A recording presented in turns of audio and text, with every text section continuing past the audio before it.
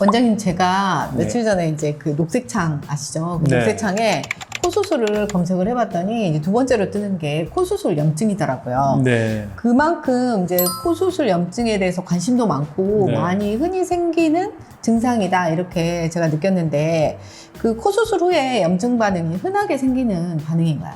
첫 번째 코 수술을 할 때 제일 걱정하시는 게 염증이 생길까봐 두려워하시더라고요. 코 수술 후 염증은 흔하게 생기는 부작용은 아니고, 근데 이 염증 반응을 그냥 놔둔다면 이제 크게 문제가 되는 경우가 많습니다. 그래서 염증 반응이 있을 때 잘 캐치하는 게 중요한데, 그래서 오늘은 꼭 살펴봐야 될 이 염증 반응에 대해서 좀 더 자세히 이야기해 보도록 하겠습니다.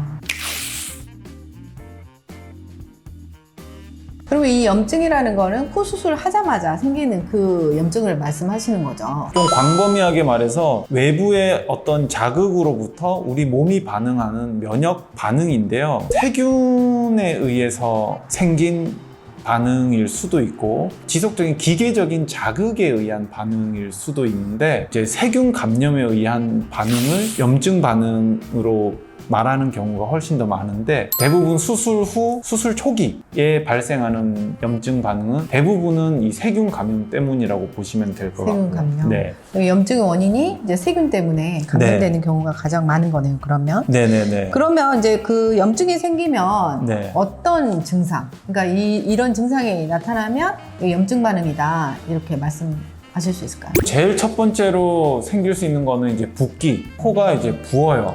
완전히 네. 땡땡 붓나요? 땡땡 붓는 경우는 이제 누구나 의심할 수 있겠지만, 아, 살짝 붓는 경우도? 네, 살짝 붓는 경우, 또는 이제 국소적으로 어떤 부위만 조금 붓는 경우, 콧등이라든지 코끝이라든지 뾰루지처럼 빨갛게 부어오른다든지, 콧대 쪽이 부어올라서 미간이? 네, 필러를 막 맞은 것처럼 막 사자코처럼 그렇게 된다든지, 안쪽 점막이 부을 수도 있어요. 그렇게 되면 막히는 증상이 생길 수도 있고, 그런 증상들이 생기면 병원에 문의를 해보시는 게 좋을 것 같습니다.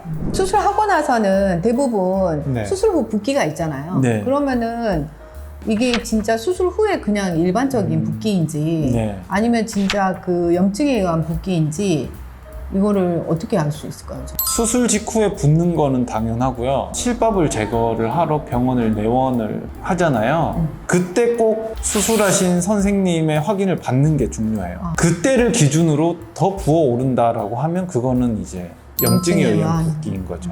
그 시점으로부터 빠져야 정상이거든요. 근데 이제 그거를 또 간과하고 병원에 안 간다. 그러면은 어떻게 될까요? 두 가지 중 하나겠죠. 저절로 좋아지거나 심해지거나. 네, 염증이 생겼다고 해서 무조건적으로 이게 큰일 났구나 이런 건 아니거든요. 코 수술을 하든 안 하든 누구에게나 생길 수 있는 문제이고, 대부분은 우리 몸은 여기에 대항할 수 있는 체계가 있기 때문에 시간이 지나면서 자연적으로 좋아지는 경우가 대부분인데, 코 수술을 하고 난 다음에는 우리 몸이 이 염증에 대응하는 이 체계가 약간은 기능이 좀 떨어진다고 생각하면 돼요.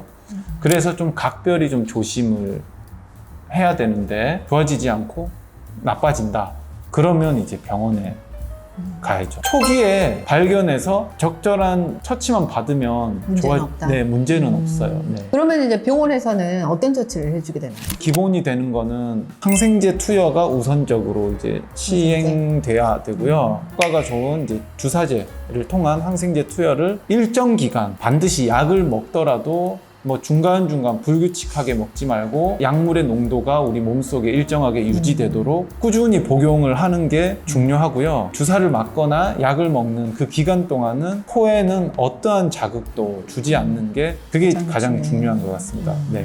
치료 반응이 안 나타날 경우에는 어쩔 수 없이 이제 수술 부위를 다시 열어서 세척을 해서 이제 세균 감염이 의심되는 부위를 씻어내는, 심할 경우에는 보형물을 좀 제거를 좀 해야 될 수도 있고요. 네. 하나의 감별 포인트를 둔다라고 한다면 좀 열감, 여드름이 나듯이 빨개지고 이제 뾰루지가 나는 경우가 있는데, 여기 코 가운데요? 네, 코끝 또는 뭐 콧등, 이 가운데 부위에 나는 분들은 특별히 좀 주의를 하셔야 될 것 같습니다. 무조건 이제 가운데 뭐가 난다 그러면은 네. 아무튼 이제 이거는 수술하고 연관된 이제 문제점이다. 이렇게 네. 느끼면 되겠네요. 네네네. 가운데를 높이기 때문에 이 부위가 생겼을 때 염증 반응을 강하게 의심을 할 수 있거든요. 빨개지면서 열감이 느껴지는 경우는 무조건 병원에 오시는 게 좋을 것 같습니다. 이런 경우에는 병원에서는 어떤 처치를 해주게 되나요? 가장 중요한 거는 이제 노란 고름이 생기는 화농성으로 잡히기 전에 가라앉히는 걸 해야 되는데요. 네. 보통은 우리가 여드름이 나면 염증 주사를 놓으면 금방 좋아지거든요. 근데 코는 그 염증 주사를 맞게 되면 또 피부가 되게 움푹 패이거나 얇아질 수 있기 때문에 그 주사를 맞는 것도 좀 조심스러워요. 그렇게 되기 전에 관리를 해주는 게 가장 중요하고, 이미 화농성으로 변했다, 그거를 막 집에서 막 짜다 보면 막 보형물도 노출되고 하는 경우가 있거든요. 이미 노출됐는데 이제 그게 고름인 줄 알고 오시는 분들도 있고, 아, 노출이 됐는데 네. 보형물이. 네, 이미 구멍이 뚫린 경우죠. 변했다, 변하기 전이 가장 좋겠지만 변했다 그러면 무조건 병원에 와야 됩니다. 네. 세 번째는 이제 통증이 있는 경우, 가만히 있어도 아프다거나 만졌을 때 욱신욱신한 압통이 있는 경우인데, 붓기, 열감, 통증, 이런 통증이 느껴지면 역시 병원에 오시면 될 것 같습니다. 그런 경우도 있나요? 그런 붓기나 열감이 없는데 네. 이제 통증만 있는 경우도 있나요? 수술 직후에는 많아요. 아, 많아요. 그런 경우는 염증이 아닌 경우가 되게 많은데, 통증이 있어도. 네. 수술 직후 한 달에서 두 달까지는 통증이 있을 수가 있을 있어요. 수 있어요. 염증이 아닌 경우가 더 많은데 오히려 너무 걱정돼서 이제 오시는 경우도 가끔 있긴 그럴 것 한데요. 같아요. 아닐 경우가 아닐 경우가 네, 많다. 네, 더 많습니다. 네. 알겠습니다. 원장님이 이제 그럴 경우에 각각의 이제 케이스별로 어떤 식으로 이제 치료를 해주신다고 말씀을 하시니까 네. 수술 받는 분들 입장에서도 되게 안심하고 수술을 받을 수 있을 것 같습니다. 네. 한 가지 제가 또 궁금한 게, 네. 코 수술을 하고 나서 이 코 안에서 냄새가 네. 난다는 분도 간혹 계시더라고요. 네네네. 근데 이런 경우도 염증 증상일까요? 이런 경우는 대부분 염증이 아닌 경우가 대부분 많았거든요. 수술 후에 이제 비강 내에 환경이 변화가 돼요. 점막이 습도도 변하게 되고 후각신경도 조금 바뀌게 돼요. 감각신경은 수술을 하면 손상이 됐다가 재생을 거치는 과정을 다운시키는 거네요. 다운되는 거네요. 네. 이상 감각으로 나타난다든지 이상한 냄새가 난다고 난다든지 할 생각하시고. 수 있고, 조심히 다루다 보니 안에가 이제 딱딱한 우리 이제 분비물들이 완전히 말라붙어 가지고요. 네. 네. 그래서 이제 네, 냄새가 나는 경우도. 그게 좀 대부분이죠. 그런 분들 와서 한번 코 청소해주면 와 해결됐다라고 하는 경우가 좀 많았던 것 그러면 같아요. 그 코 청소를 집에서 네. 할 수 있는 방법은 없나요? 집에서 뭐 조심해서 하면 되는데, 아까도 얘기했듯이 점막이 되게 예민한 상태인데 그 분비물은 되게 딱딱해요. 최대한 손상 없이 하더라도 이제 점막에 좀 상처가 좀 상처. 날 수 있고, 그 상처를 통해서 또 이제 또 세균 감염. 네, 세균 감염이 될 수 있기 때문에 조심하는 게 좋죠. 그리고 그 다음에 이제 코털 정리. 코털 정리도 좀. 네. 코털 정리를 해요? 코털 정리, 그러니까 수술하고 남자분들 같은 경우에 코털이 정리가 안 되는 경우가 좀 거기 엉키는구나. 네, 거기에는 이제 호흡을 하면서 각종 먼지들이 1차적으로 걸러지는 필터이기 때문에 많거든요. 그래서 이제 코털 정리도 어느 정도 조금 해주시면 그런 증상에 좀 도움이 좀 될 것 같습니다.